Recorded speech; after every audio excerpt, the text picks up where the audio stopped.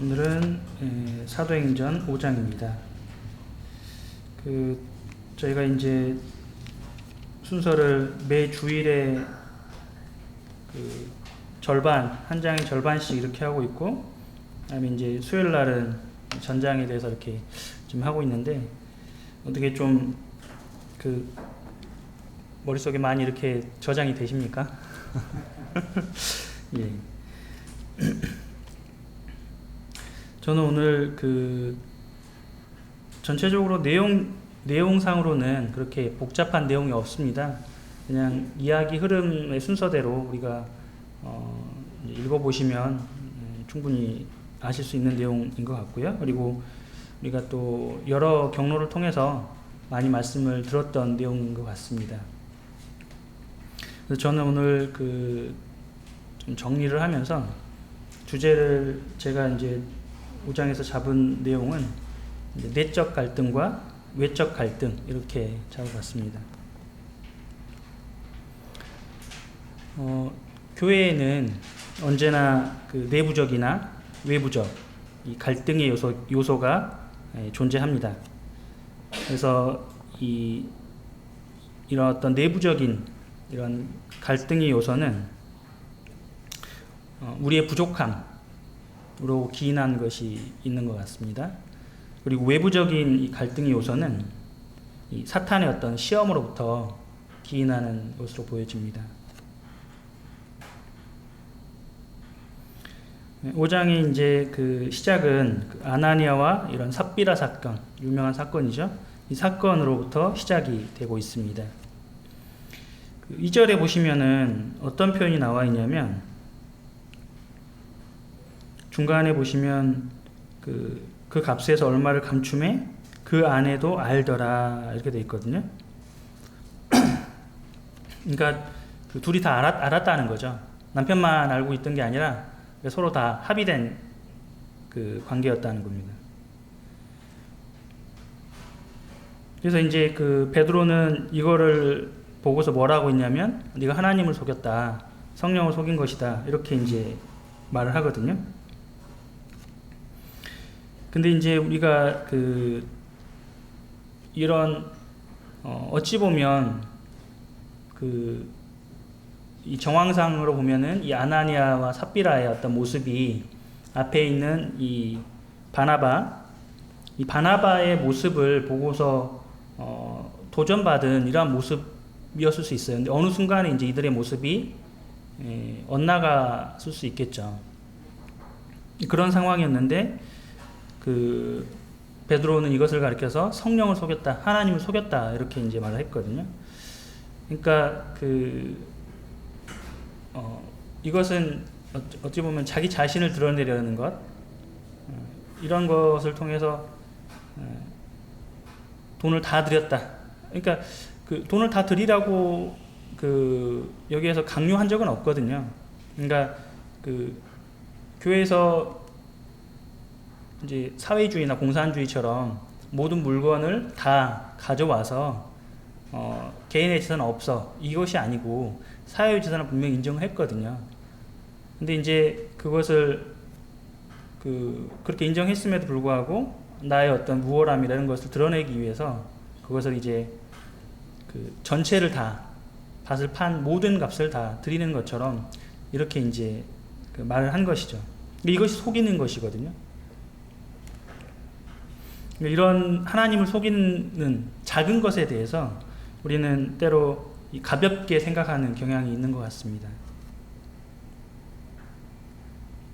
그래서 우리는 이 사건을 통해서 우리 자신을 돌아보고 우리가 어떤 경각심을 가질 필요가 있을 것 같습니다. 우리가 알고 있지만 이 죄라고 하는 것은요, 하나님과 사람 사이를 갈라놓게 되었습니다. 에덴 동산에서 아담과 하와가 선악과를 먹은 이후에 죄인이 되었죠. 죄인이 되었기 때문에 죄인이 된 사람은 거룩하신 하나님 앞에 나아갈 수가 없었습니다. 죄인과 함께 하실 수 없기 때문에 죄인 된 사람은 하나님께서 받으실 수가 없었죠. 그렇기 때문에 이제 그 온 인류 역사 가운데 온 모든 사람은 죄인입니다. 그래서 이 죄인인 인생들을 구원하시기 위해서 예수 그리스도께서 이 땅에 오셨죠. 그리고 우리 죄인인 사람들을 위해서 예수 그리스도께서 화목제물이 되어 주셨습니다. 그래서 이제 하나님과의 단절된 관계, 죄로 인해서 단절된 관계를 회복시켜 주신 것이죠. 이처럼 죄는 하나님과 사람 사이를 갈라놓게 됩니다. 근데 동일하게 교회 가운데 죄가 들어오면 어떻게 되느냐? 말씀드렸던 것처럼 죄라는 것은 갈라놓는 것입니다. 분리시키는 것이죠. 교회는 분리될 수밖에 없습니다. 그러니까 이것이 그렇게 간단한 것이 아닌 것이죠. 가볍게 그냥 뭐 그렇게 할 수도 있겠지, 이렇게 그냥 우리가 간단하게 하나님 속이는 것에 대해서 가볍게 여길 일이 절대 아니라는 것이죠. 이렇게 그 교회에서 그리스도인들이 범죄하게 되었을 때 이러한 갈등이 발생을 하게 되는 것입니다. 중반부로부터 보시면은 이제 이 대제사장 그리고 이 사두개인들의 모습이 보이죠. 그러니까 이제 뭐냐면은 지금 앞에서 4장에서도 그런 말이 있었지만은 이 베드로와 요한을 보고서 저들은 어부들이 아니냐, 물고기 잡는 사람들이 아니냐, 범인인 줄 알았는데, 평범한 사람인 줄 알았는데 저들의 이 공회에서 하는 그 솔로몬의 행각에서 했던 그들의 언행, 그 하나님의 말씀을 전하는 능력을 보니까 이게 보통이 아닌 것이죠. 율법학자들, 레위인들이었잖아요. 율법을 가르치고 이 최고의 어떤 지식을 가지고 있었던 이 사람들이 보기에 엄청난 말씀이었습니다. 그리고 막 기적이 일어나는 것을 보게 되었죠. 이들도 보게 되었죠. 그러니까 이제 이 사람들이 뭐냐면 계속해서 많은 사람들에게 칭송을 받게 되는 것입니다. 그래서 이제 여기 보시는 것처럼 시기심이 발동을 한 거죠. 다른 사람이 잘 되니까 질투가 났습니다. 왜냐하면 그러한 칭송은 누가 받아야 되냐면 레위인들인 자신들, 선생인, 랍비인 본인들이 받아야 될 그 경외심이었거든요. 근데 그거를 이 사람들이 받고 있기 때문에 굉장히 마음에 분노가 일어나는 것입니다. 15절 16절에 보시면 어떤 내용이 나와 있냐면 이런 이것을 그래서 핍박이라고 볼 수 있죠. 교회에만 어떤 핍박이라고 볼 수 있는데 외적인 갈등이 되겠죠. 근데 이제 그 이전에 어떤 일들이 기록되고 있냐면 그 엄청난 기적들이 교회 가운데 나타나고 있습니다. 이러한 기적이라고 하는 것, 이걸 통해서 어떻게 되냐면은 그 14절에 보니까는 믿고 죽게로 나오는 자가 더 많으니, 그러니까 많은 사람들이 예수님 믿게 되었다는 것이죠. 그러니까 이것은 승리하는 모습이죠. 하지만 이 승리의 순간에 있을 때도 사단은 똑같이 역사를 하는 것입니다. 하나님이 일을 하실 때에 사단도 쉬지 않고 자기의 일을 하는 것이죠. 그래서 이렇게 교회에 엄청난 승리의 역사가 일어나고 있는데 갑자기 핍박이 오면은 우리는 오해할 수가 있어요. 하나님에 대해서. 이제 이 핍박이 오니까 이것이 혹시 하나님의 뜻이 아닌가? 뭐가 문제가 있는 것인가? 이렇게 오해할 수가 있는 것이죠. 이런 승리의 순간에도 충분히 우리가 어떤 좌절할 요소들, 갈등의 요소들이라는 것은 발생할 수 있다는 것이죠. 근데 우리는 그것을 통해서 오해하면 안 됩니다. 오해할 소지가 있기 때문에. 그래서 오늘날도 동일하게 교회에는 이러한 갈등이 존재합니다.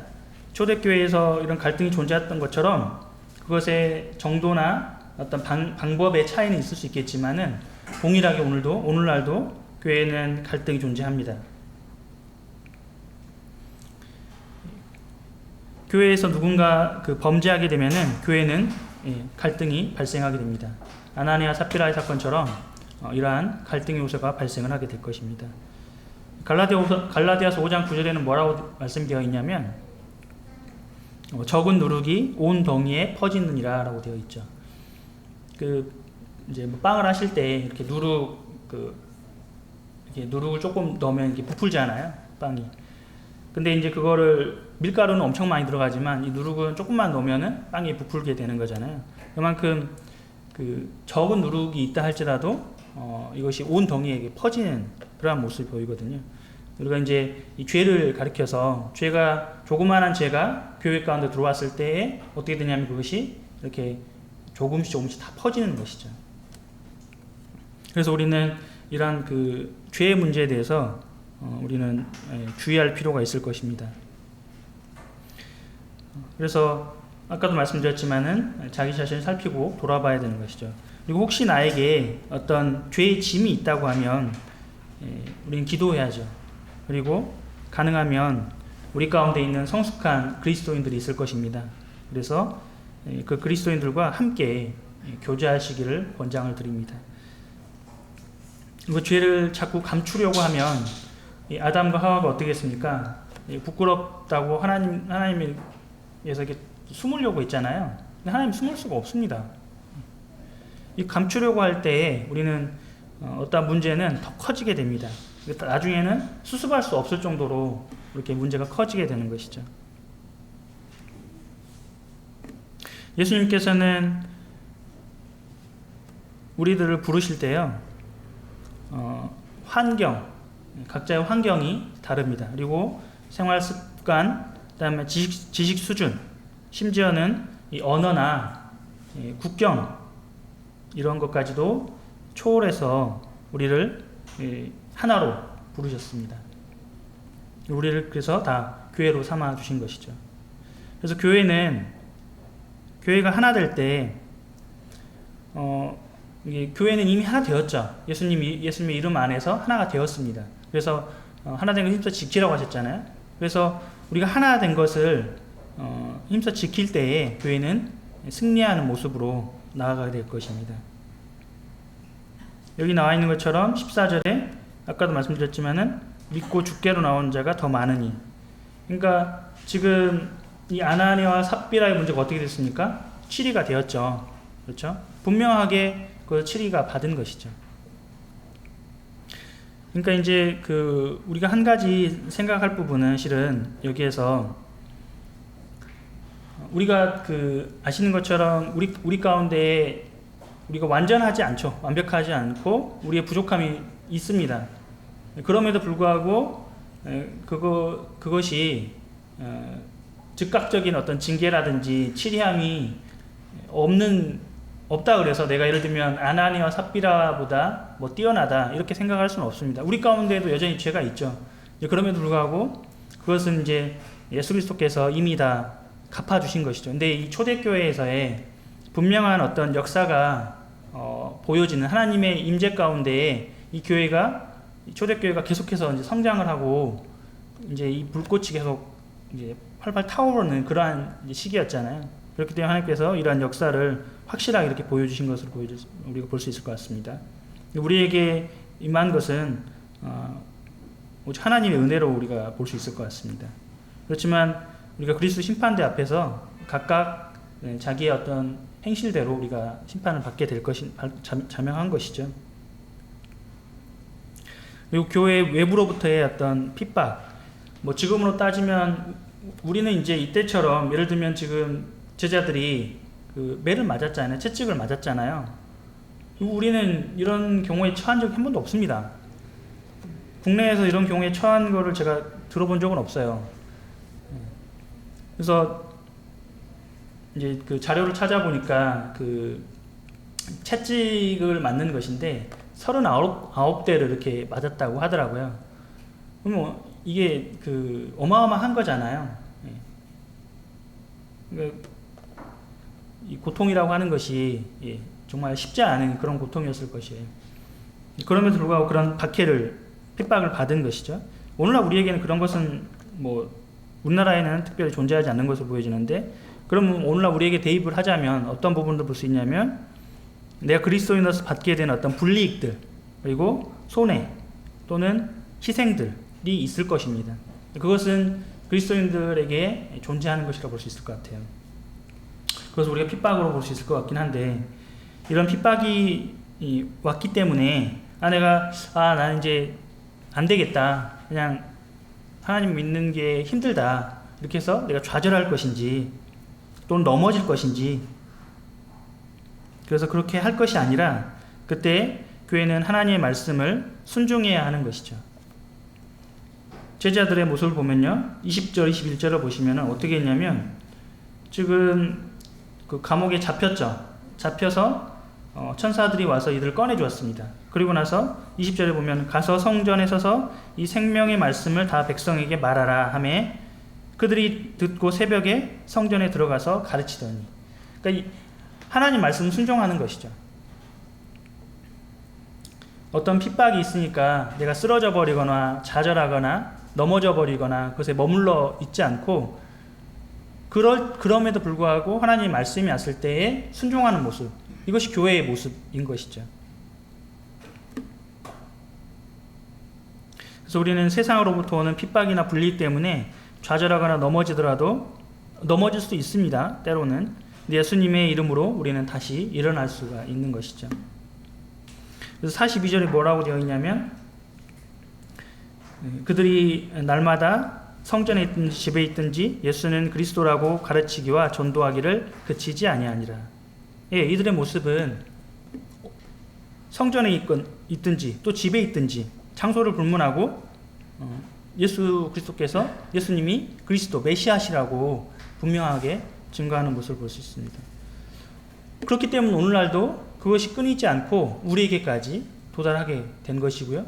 우리도 마찬가지로 그것을 끊이지 않고 다시금 이 교회는 세상의 어떤 것에도 굴하지 않고 주님의 명령, 하나님의 말씀에 대해서 순종하고, 그것을 통해서 사람들이, 우리가 전도해서 또 구원받고 그들이 다시 이어져서 이것이 주님 올 때까지 끊이지 않고 이어지는 모습이 이 교회의 모습이라고 생각되어집니다.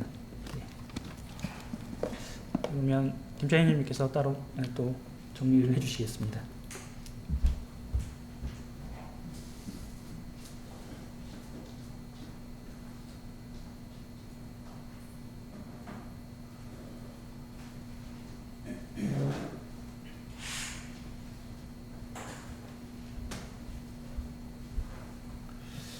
네, 안녕하세요.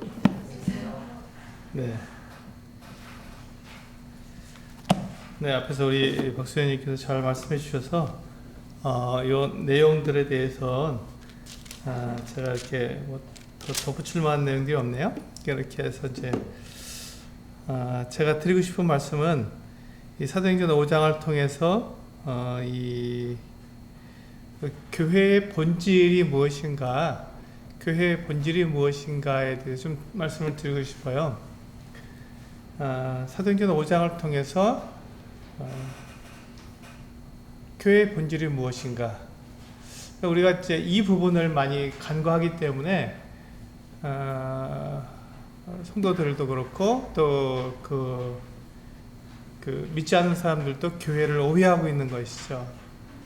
그래서 이 교회를 오해하지 않기 위해서는 지금 이 교회의 본질이란 무엇인가를 정확히 알아야 한다고 생각이 됩니다. 지금 이 아나니아와 삽비라 사건도 그 아나니아와 삽비라가 교회의 본질을 잘 알지 못했기 때문에 일어난 일이다 생각이 됩니다.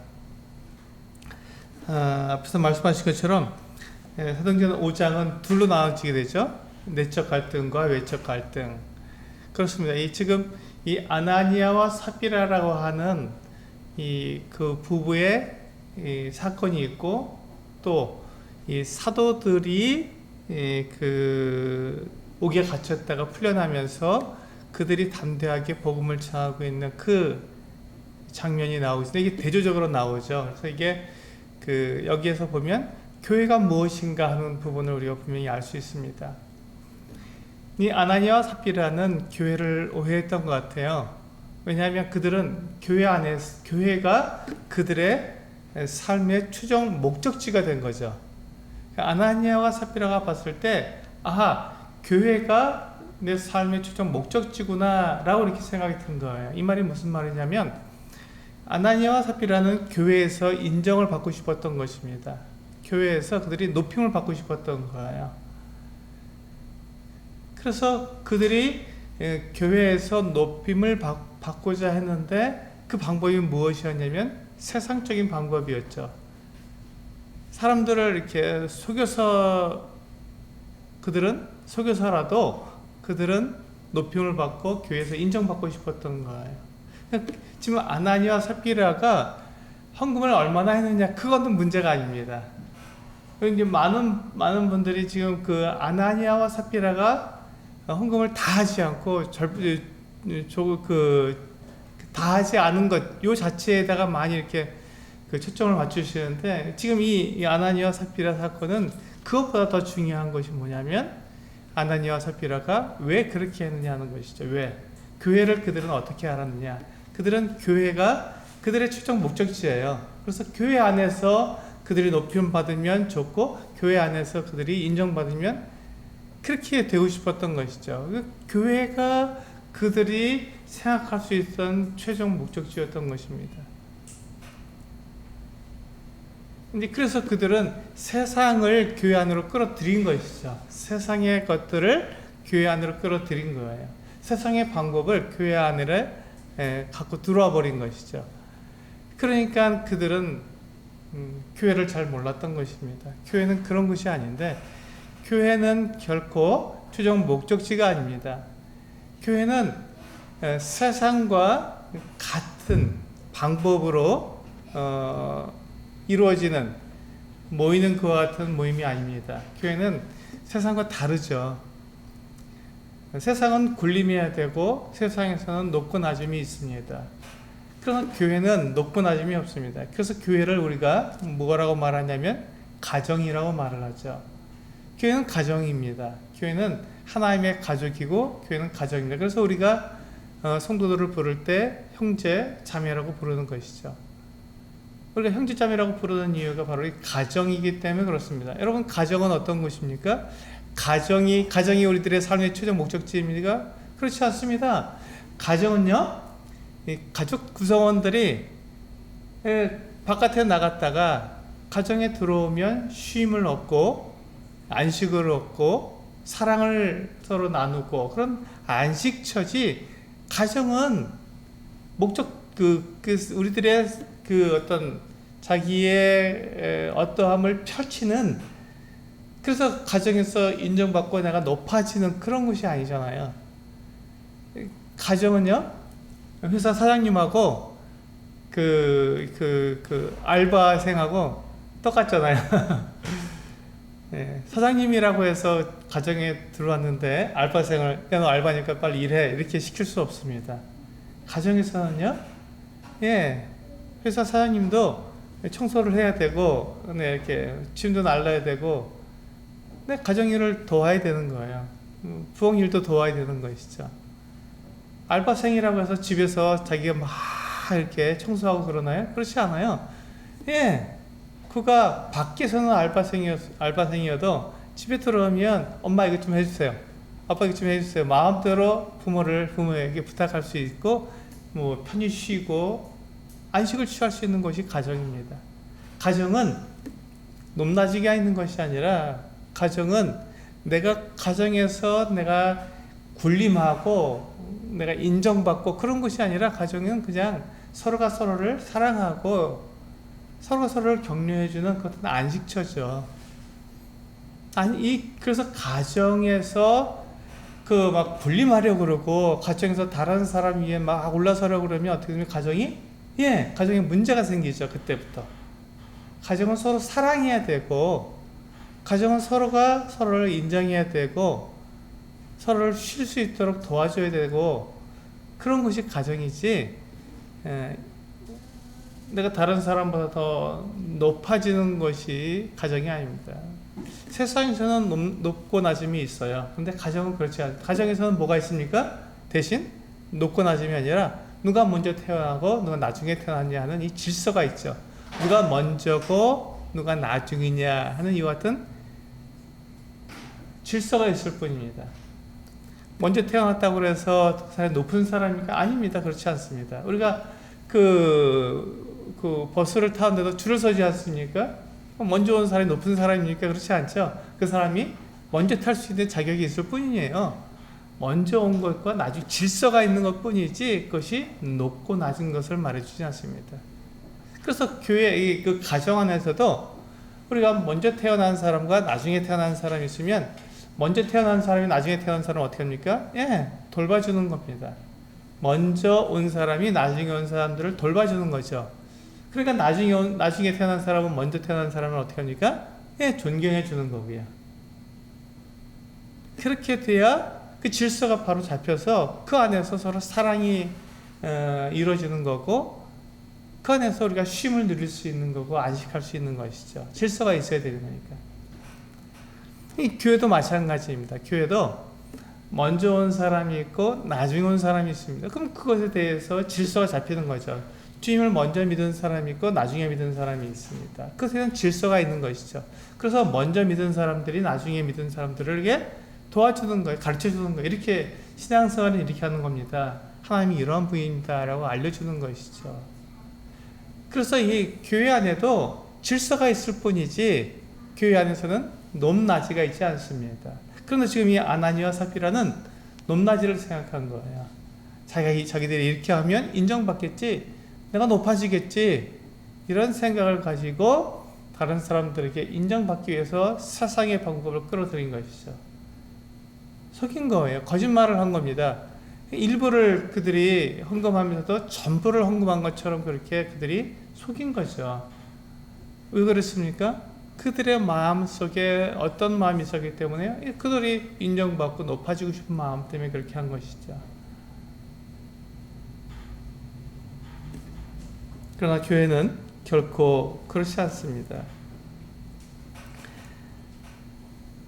교회는 그렇게 위세를 부리고 권세를 부리는 그 같은 그 단체가 아니라 교회는 안식처예요.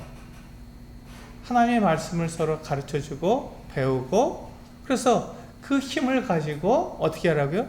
밖으로 나가라고요. 밖으로 나가라고. 교회는 그 안에서는 우리가 위세를 부릴 게 없어요. 권세를 부릴 게 없어요. 다 똑같기 때문에 서로가 사랑할 뿐이죠. 그리고 위로를 받는 것이고 거기서 이 교회에서는 안식을 취하는 겁니다. 그래서 우리가 교회로 모였을 때 우리가 예배도 드리는 것이고 하나님의 그 사랑을 우리가 알게 되니까 감사해서 예배를 드리는 거잖아요. 그리고 우리가 하나님 말씀을 들음으로써 뭐가 됩니까? 배우는 것 되죠. 아, 이렇게 살아가는 거구나. 하나님이 이렇게 약속해 주셨구나. 우리가 나아가서 우리가 예수님께서 그리스도라는 것을 이렇게 전하면 되겠구나 하는 것을 배우는 거죠. 그래서 우리는 가르칩니다. 그것을 통해서 무엇을 하라고요? 이게 교회 안에서 내가 이렇게 가르치니까 내가 높은 사람이야, 이렇게 배우는 사람이야, 나는 낮은 사람이야, 이게 아니라 우리는 무엇을 하기 위해서 밖으로 나가서 예수께서 그리스도이심을 우리는 전하기 위해서 그 질서상으로 우리가 서로 배우고 가르쳐 주는 것이지 그것이 높낮이가 아니라는 것입니다. 두 번째로 보시면 우리 사도들이 나옵니다. 이 아나니아와 삽비라 사건이 끝나고 사도들이 나오는데 이 사도들은 어떤 사람들이었습니까? 우리가 이 사도들에 대해서 잘 알 필요가 있습니다. 사도들은 어떤 사람들이었냐면 예수님의 제자들이었습니다. 그들은 예수님께 직접 그 가르침을 받은 사람들이었어요. 그리고 그들을 이제 복음서에서는 제자라고 하지만 이 사도행전부터는 사도라고 말을 합니다. 이 사도라는 말이 무슨 뜻이냐면 보내심을 받았다라는 말입니다. 보내심을 받은 사람들 이런 뜻입니다. 보내심을 받은 사람들. 그러니까 지금 이 사도들은 예수님께로부터 보내심을 받은 거예요. 무엇을 하라고 보내심을 받았죠? 예수 그리스도의 증인이 되라고 보내심을 받은 사람들입니다. 우리 사도행전에서 가장 중요한 성경 구절이 핵심 구절이 우리 1장 8절이라고 말씀을 드렸죠. 1장 8절을 한번 보실까요? 사도행전 1장 8절을 보시면 이게 분명하게 나와 있습니다. 사도행전 1장 8절을 보시면 같이 읽어보실까요? 시작. 오직 성령이 너희에게 임하시면 너희가 권능을 받고 예루살렘과 온 유대와 사마리아와 땅끝까지 이르러 내 증인이 되리라 하시니라. 여기 보시면 이 사도들이 해야 될 일이 있었던 것이죠. 그들은 성령이 임하셔서 그들이 권능을 받게 되면 예루살렘과 온 유대와 사마리아와 땅끝까지 이르러서 무엇이 되라고요? 내 증인이 되리라. 그들은 바로 이 일을 위해서 보내심을 받은 사람들입니다. 증인이 되기 위해서. 오늘 마태복음 28장 20절에서 동일한 말씀이 나오는데 조금 이렇게 말씀하시는 게 약간 방향성이 달라서 그렇지, 각도가 달라서 그렇지, 내용은 같은 내용입니다. 그래서 그들은 그렇게 보내심을 받은 거예요. 그래서 사도들은 교회 안에서 가르치고 또 성도들을 그렇게 인도할 자격과 권위를 가진 것입니다. 자격과 권위를 가진 거예요. 왜 그렇죠? 이 사도들이 예수님을 직접적으로 그들이 제자로서 가르침을 받았고 그들이 바로 그와 같은 일을 하라고 보내심을 받은 사람들이기 때문에 그런 자격과 권위를 가지고 있습니다. 그런데 성경에서 여러분 아무리 찾아봐도 사도들이 성도들 위에 군림한 그 같은 모습이 단 한 번도 없습니다. 사도들이 성도들 위해 군림했다고 하는 그렇던 내용은 단 한 번도 나오지 않습니다. 사도들이 오히려 성도들을 돕고 가르쳐주고 그들을 위로하고 세워주고 그 같은 일을 했지 그들은 결코 성도들을 위해 그들은 자격과 권위를 가지고 있었지 군림하는 높은 사람들이 아니었다는 것입니다. 그래서 그들은 사도들에 대해서도 이 성경에서 분명히 형제라고 말을 했고 요한은 장로라고 이야기를 했습니다. 그것뿐이에요. 그들이 그 다른 성도들 위해 군림한 그 같은 흔적이 조금도 나와 있지 않습니다. 그럴 때 교회는 그 누구도 다른 성도들 위해 군림할 수 없습니다. 다만 가르치고 도와주고 세워주는 것 뿐이지요. 그게 바로 이 사도들과 장로들이 하는 일입니다. 우리 가정에서도요, 우리 부모들이 자녀들을 어떻게 합니까? 가르쳐 주잖아요. 그리고 이 자녀들이 잘하면 칭찬해주고 좀 잘못하고 실수하면 어떻게 합니까? 교정해 주죠. 그렇게 하는 거 아니다. 이렇게 하는 거다라고 교정해 주잖아요. 똑같습니다. 교회도 똑같은 거예요. 교회도 장로들이, 이 사도들과 장로들이 그 같은 일을 하는 거예요. 가르쳐 주고 혹시 성도들이 잘못하면 그렇게 하는 거 아닙니다. 이렇게 하는 겁니다. 라고 알려주고 잘하면 어떻게 합니까? 어우 정말 잘한다. 칭찬해주고 격려해줘서 그들을 세우는 것이죠. 그래서 교회는 가정하고 똑같아요. 교회는 가정하고 똑같습니다. 그래서 교회는 우리 그 성도들이 생각했을 때 최종 목적지가 되면 안 된다. 교회에서 내가 거기서 인정받고 교회에서 내가 최고가 되고 교회에서 내가 높은 사람에 대해서 군림하려는 그와 같은 생각을 가져서는 안 되는 것이죠. 그건 어디서 해야 됩니까? 우리가 바깥에 나가서 하는 겁니다. 우리 사도들이 어떻게 했습니까? 오늘 말씀에서 보시면 사도들이 밖에 나갔습니다. 그래서 이 대제사장과 백성의 관리들이 그들에게 이야기를 했어요. 이 이름으로 가르치지도 말라. 그렇게 했을 때 그들이 뭐라고 말합니까? 이 대제사장과 백성의 관리들이면 굉장히 높은 사람들입니다. 감히 이렇게 그들하고 이렇게 맞서서 대항할 수 있는 그런 사람들이 아닌데, 그런데 그들에게 어떻게 합니까? 조금 더 위축되지 않고 당당하게 말을 합니다. 그렇잖아요. 이게 바로 권위입니다. 이게 바로 권세예요. 이게 바로 성도들이 세상에서 나타낼 수 있는 권위입니다. 세상에서 우리는 그리스도인으로서 우리는 인정받아야 되는 거예요. 아 정말 하나님 믿는 사람 맞아 라고 우리는 세상에서 이렇게 인정을 받아야 되는 거예요. 교회 안에서 내가 다른 사람보다 더 나은 사람이라고 인정받는 것이 아니라 세상에 나아가서 다른 사람들, 믿지 않는 사람들과 믿는 사람 사이에서 분명한, 이야, 저 사람도 정말 하나님 믿는 사람이 맞아, 저 사람처럼 나도 믿고 싶어 라고 이와 같은 이야기가 나올 정도로 우리는 구별된 삶을 살아야 되는 것이죠. 그것이 우리들이 가지고 있는 권위입니다. 그것이 우리들이 나타내야 될 권세죠. 그래서 지금 이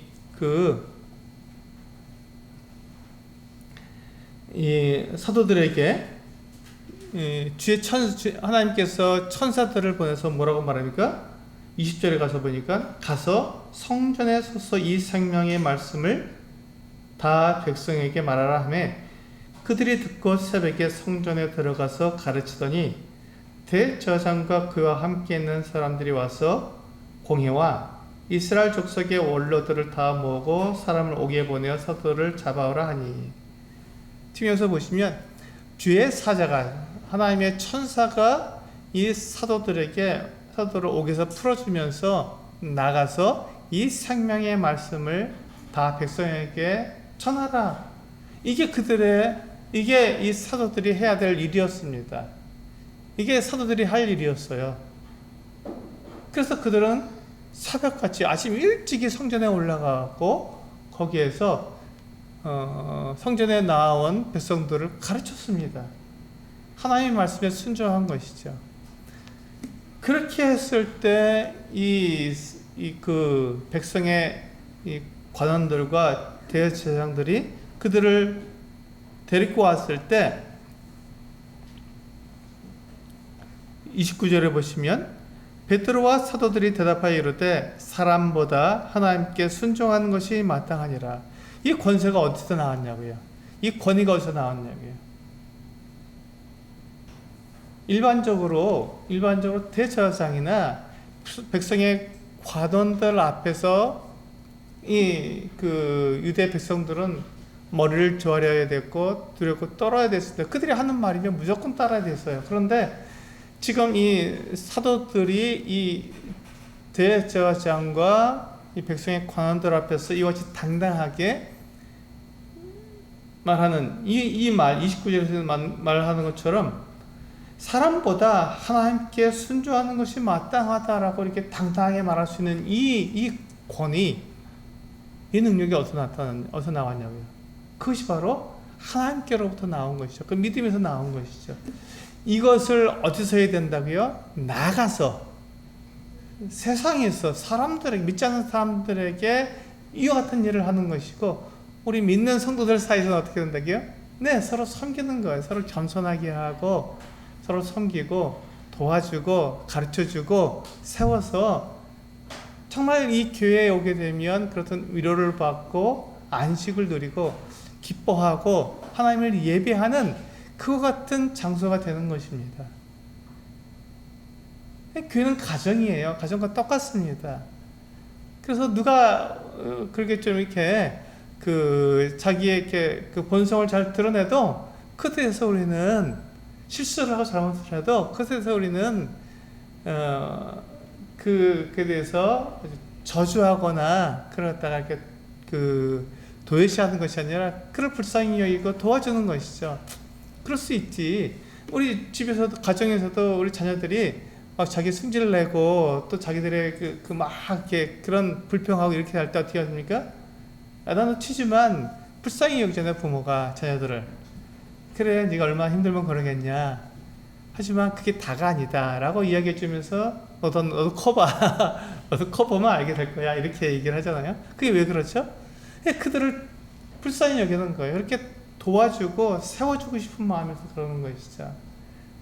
교회도 마찬가지예요. 교회도 성도들에게 연약함을 봤을 때 어떻게 하라고요? 그 연약함을 우리가 정죄하고 판단하고 하는 것이 아니라, 연약함은 그 연약함을 받아서 그를 도와주고 세워주는 것이죠. 그러나 그렇다고 해서 무조건 다 잘한다고 말할 수는 없잖아요. 그래서 그것이 그것도 연약함과 실수가 있으면 그렇게 하지 않고 이렇게 해라 라고 가르쳐주고 교정해 주는 것이죠. 그것을 통해서 어떻게 됩니까? 성장하게 되는 겁니다. 성도들이 성장하게 되는 것이죠. 교회가 성장하게 되는 것이죠.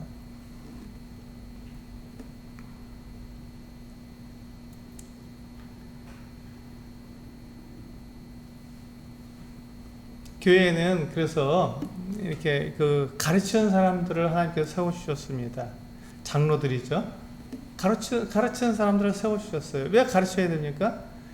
이 가르침을 제대로 받지 못하면 우리가 세상에 나아가서 세상에서 받는 것 같은 고난과 어려움과 이런 것들이 있을 때 그걸 잘 해석을 못하는 거예요. 이게 왜 나한테 있는지 절망하기도 하고 낙심하기도 하고, 그래서 우리가 막 좌절하기도 합니다.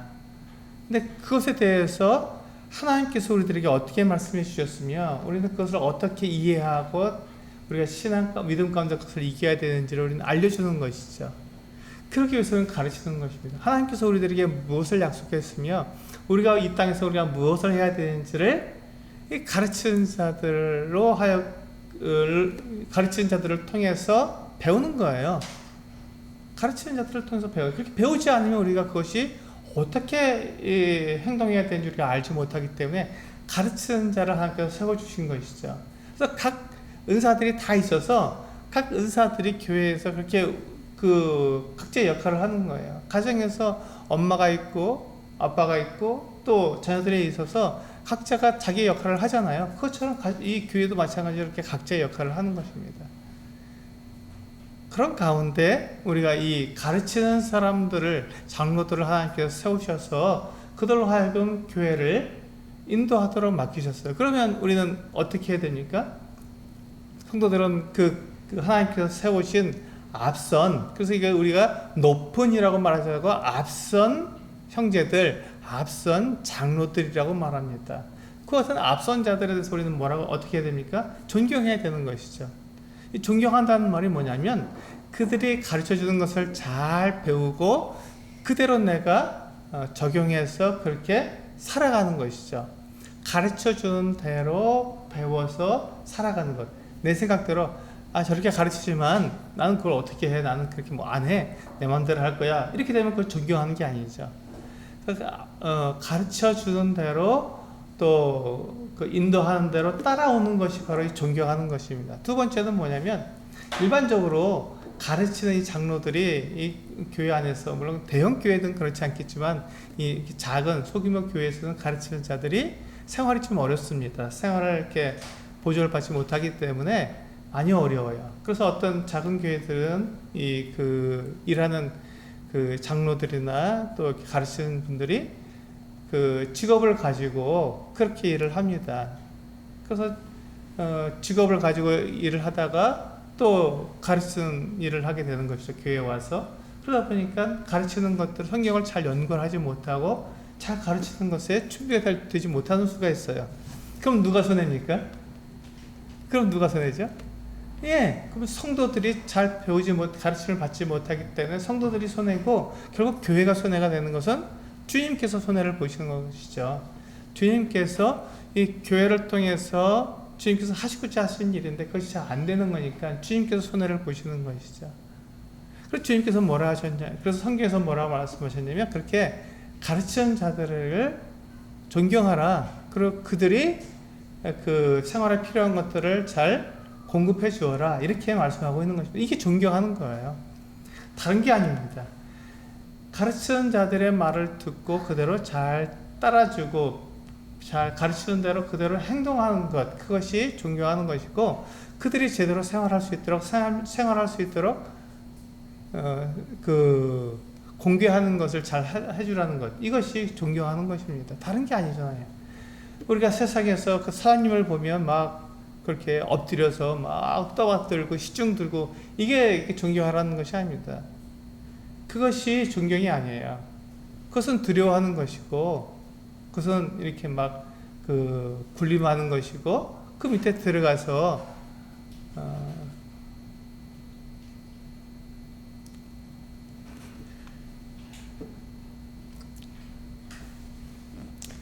그래서 세상이 교회에 들어오면 안 되는 것입니다. 세상은 그렇게 군림하고 또 비굴하게 그 높은 사람의 비율을 맞추지만 교회는 그렇지가 않습니다. 교회는 누구도 그렇게 하지 않습니다.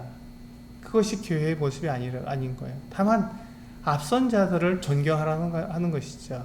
그 존경의 그 의미는 그 두 가지로 우리는 말할 수 있습니다. 그래서 보시면 이 사도들이 이제 그와 같은 일들을 겪으면서 어떤 일을 합니까? 하나님 말씀을 정확하게 전하는 거예요. 예수께서 그리스도라는 사실을 이 세상에 나아가서 전하는 것입니다.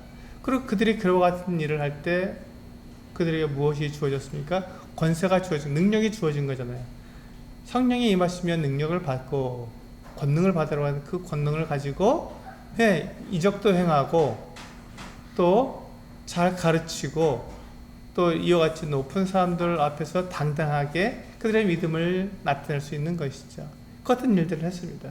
그래서 그들이 우리 41절 42절을 보면 이와 같이 말씀하고 있죠. 서들은 그 이름을 위하여 능력받는 일에 합당한 자로 여김을 기뻐했다고 되어 있습니다. 이게 바로 능력이고, 이게 세상 가운데서 그리스도인들이 나타내는 그 능력이에요. 권위고요. 이것이 바로 세상과 이 그리스도 교회가 다른 모습입니다. 세상에서는 이와 같은 일을 당하면 막 원망하고 불평하고 힘들어하지만, 여기서 보시면 사도들은 그들이 예수의 이름으로 그들이 능력받는 일에 합당한 자로 여기심을 기뻐했다고 말을 합니다. 그리고는 42절을 보면 그들이 날마다 성전에 있든지 집에 있든지 예수는 그리스도라고 가르치기와 전도하기를 그치지 아니하니라. 이게 교회와 세상과의 차이점입니다. 이게 교회와 세상과의 차이점이에요. 그래서 교회는 가정과 같습니다. 그래서 누가 누구 위에 군림하지 않고, 교회는 안식처와 같은 것이죠. 서로 사랑하는, 서로 세워주고 가르쳐주고 도와주어서 위로를 받고 격려를 받아서 세워지는 그것은 안식처와 같은 것이 교회입니다. 근데 그것을 잘 알지 못하면 이 아나니아와 사피라처럼 교회가 마치 자기들이 거기에서 인정을 받고 높임을 받아야 되는 그 최종 목적지처럼 생각을 해서 거기에서 무엇을 교회 안에서 무엇을 잃어보려고 하는 그런 오해를 가지게 되는 것이죠. 교회는 교회 가르치는 자와 또 그 섬기는 자 모든 사람들에게 은사를 주셨어요. 누가 주셨냐면 성령께서 주셨거든요. 그러니까 그것은 우리 사람들이 그 은사를 가지려고 해서 되는 것이 아닙니다. 성령께서 주시는 거거든요. 성령께서 각자에게 은사를 주셔서 그들이 교회 안에서 그 같은 일을 하도록 은사를 주셨기 때문에 성령께서 그에게 맡기신 일을 하면 되는 거예요. 그럼 이 땅에서는 그 가르치는 자들이 더 존경을 받으면서 마치 그 더 나은 사람처럼 보이지만, 그것이 하나님 나라에 갔을 때는 어떻게 되는지 모르는, 그 상은 누가 더 큰 상을 받을지는 모르는 거예요. 이 땅에 있을 때는 그것이 질서가 있기 때문에 그 같은 모습이 있지만, 주님 나라 갔을 때, 우리가 하나님 앞에 섰을 때 그 상은요, 하나님께서 맡기신 대로 상을 주시기 때문에 그건 다른 거예요. 그건 다른 겁니다. 이걸 분명히 알아야 돼요. 하나님께서 인정해 주신 것은 다르다고요. 사람들이 보는 것과 하나님이 인정해 주시는 건 다릅니다.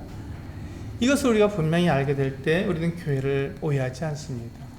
아나니아와 사피라처럼 교회에서 인정받고 높임받으려고 그렇게 무리수를 두지 않게 되는 것이죠. 성령께서 나에게 어떤 은사를 주셨는지, 내가 어떻게 해서 교회를 세우고 성도들을 사랑하고 성도들을 세워나가는 어떤 일을 내가 해야 되는지를 내가 분명히 알게 되고, 그것을 통해서 교회가 세워져 나갈 때 우리는 기뻐하며 즐거워할 수 있는 것입니다. 이것이 교회의 모습이고 교회의 본질입니다. 교회는 가정과 같은 곳입니다. 우리 성도님들이 이것을 잊지 않고 교회 안에서 바르게 또 올바른 교회의 모습을 이뤄나갔으면 좋겠습니다. 기도하시겠습니다.